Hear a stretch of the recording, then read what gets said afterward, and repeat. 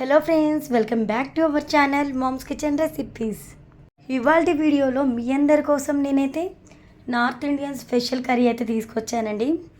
North Indian special recipe ఆలు dahi gravy. ఈ curry చపాతీలో కానీ, బిర్యానీలో కానీ, వైట్ రైస్లో కానీ ఎలా తిన్నా సూపర్గా ఉంటుందండి. కర్రీ ప్రిపరేషన్ కూడా ఇంకా లేట్ చేయకుండా చూసేద్దాం పదండి. ముందుగా ఒక మిక్సింగ్ బౌల్ తీసుకొని అందులో పెరుగు అయితే వేసుకోవాలి. అలానే టేస్ట్కి సరిపడా ఉప్పు వేసుకోవాలి. 1 టేబుల్ స్పూన్ కారం అయితే వేసుకోవాలి. అలానే 1/2 టేబుల్ స్పూన్ కన్నా తక్కువ మసాలా పొడి అయితే వేసుకోవాలండి. ఇప్పుడు మన ఇంట్లో విస్కర్ ఉంటే విస్కర్తో కలపండి, చక్కగా మిక్స్ అయిపోతుంది మొత్తం అంతా కూడా. లేదనుకుంటే స్పూన్తో కానీ ఫోర్క్తో కానీ కలపచ్చు. ఇక్కడ ఈ ఇంగ్రీడియంట్స్ అన్నీ అంటే మసాలా ఇంగ్రీడియంట్స్ అన్నీ కూడా పెరుగులో చక్కగా పర్ఫెక్ట్గా కలిసిపోయేలా కలుపుకొని ఆ తర్వాత ఆన్ చేసుకొని ప్యాన్ పెట్టుకొని ప్యాన్ ఇడిన తర్వాత 2 టేబుల్ స్పూన్ల ఆయిల్ అయితే వేసుకోవాలి. అలానే ఆయిల్ కాగిన తర్వాత 1/2 టేబుల్ స్పూన్ జీలకర్ర వేసుకొని వేయించుకోవాలి.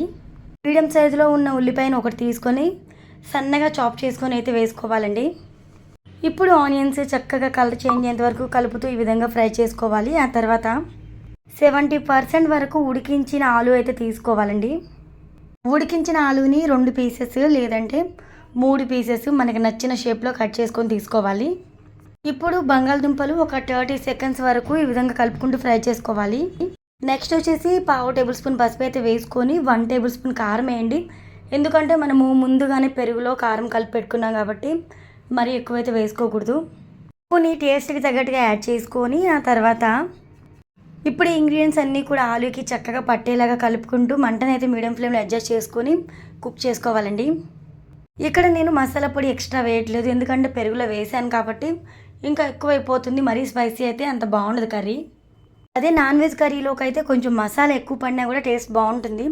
ఇక్కడ మనము చేసేది వెజ్ కర్రీ కాబట్టి మసాలా అనేది తక్కువే వేసుకోవాలి. ఆ తర్వాత ముందుగానే మనము కలుపుకున్న పెరుగు మిశ్రమం కూడా యాడ్ చేసుకొని ఈ విధంగా కలుపుకోవాలండి. ఈ కర్రీలోకి వాటర్ అనేది యాడ్ చేయకుండా ఉంటేనే టేస్ట్ అనేది బాగుంటుంది. లేదు మాకు ఇంకొంచెం గ్రేవీ కావాలి అనుకుంటే వాటర్ అయితే చిన్న గ్లాసులు యాడ్ చేసుకోండి. నేను ఇక్కడ యాడ్ చేయట్లేదు. మంటని లో ఫ్లేమ్లో పెట్టి ఉడికించేయండి, మూత పెట్టి ఉడికించండి, ఇంకా బాగా ఉడుకుతుంది. ఇక్కడ మనం గమనించినట్లయితే కర్రీ నుంచి మంచి గ్రేవీ వచ్చింది. అలానే ఆయిల్ అనేది సపరేట్ అయ్యి పైకి తేలుతూ కనిపించింది కదా. ఈ విధంగా రెడీ అయితే కర్రీ అనేది పర్ఫెక్ట్గా కుక్ అయినట్టు అర్థం. వేడి వేడిగా అన్నంలో కానీ, రోటీలో కానీ, బిర్యానీలో కానీ తిని చూడండి. ఇంతవరకు మీరు ఎప్పుడైనా ట్రై చేయకుండా ఉండుంటే డెఫినెట్గా ట్రై చేయండి. నాకు తెలిసి మీరు చాలామంది ట్రై చేసే ఉంటారు. చేయని వాళ్ళైతే ట్రై చేసి మీకు ఎలా కుదిరిందో కామెంట్ చేయండి.